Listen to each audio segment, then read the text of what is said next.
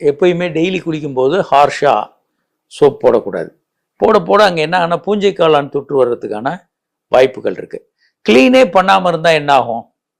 உள்ள ஸ்மெக்மா என்ற ஒரு பொருள் சுரக்கும், வெள்ளையா ஒரு திரவம்.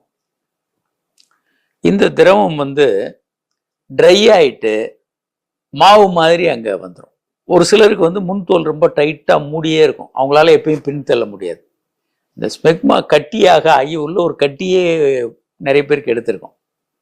ஒரு தோல் மூடி இருக்கும், உள்ள ஒரு கட்டி சுத்திக்கிட்டு இருக்கும், நல்ல பெரிய கல் மாதிரியான கட்டியே இருக்கும், அது ஸ்மெக்மா கட்டி. இந்த மாதிரி இருக்கிறவங்களுக்கு கண்டிப்பாக முன்தோலை நீக்கிட்டு அந்த கட்டியை எடுத்துட்டு டெய்லி அவங்க அதுக்கப்புறம் க்ளீன் பண்ணணும்.